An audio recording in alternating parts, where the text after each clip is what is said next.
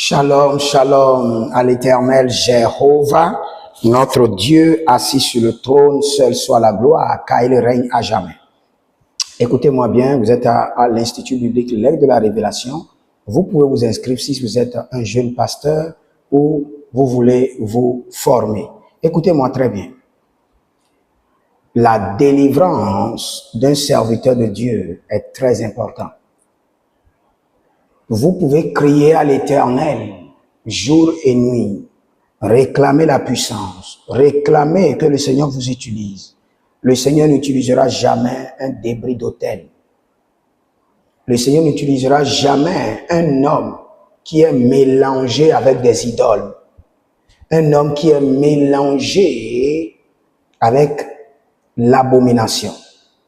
Pour que le Seigneur vous utilise, la première des choses, c'est la délivrance. En tant que serviteur de l'Éternel, c'est la délivrance. C'est pourquoi je conseille à tous les serviteurs de Dieu d'aller acheter le livre de Dr. Lukoya qui dit « Mes ancêtres, mon ministère ».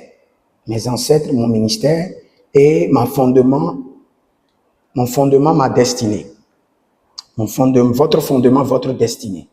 Prenez ces deux livres et prenez 7 jours de délivrance intense pour votre vie et vous verrez la gloire de Dieu. Car le Seigneur, l'Éternel, est fidèle et il est capable de briser les jougs, il est capable de briser les liens. Mais je vais vous parler d'abord comment un homme de Dieu doit déclencher sa délivrance. La délivrance interne et externe. La première des choses, c'est l'autodélivrance. L'autodélivrance. Vous rendez ministère à vous-même. Vous amenez l'onction qui est en vous, l'esprit de l'appel à rendre ministère à votre corps et à votre destinée. Mais bien avant cela, vous devez comprendre que la première délivrance, c'est le dépouillement. Vous devez vous dépouiller de tout ce qui pouvait bloquer votre délivrance. Après le dépouillement, vous devez forcément vous purifier. Et après cela, vous déclenchez l'autodélivrance.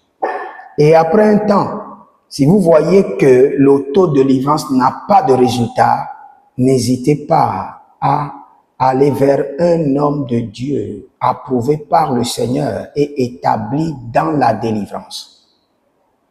Si, après avoir visité certains hommes de Dieu, et vous n'avez pas la délivrance, sachez maintenant que votre délivrance a été déjà confiée à un ange vaillant guerrier qui connaît votre famille et qui est spécialisé dans la délivrance. Laissez-vous maintenant au ministère angélique.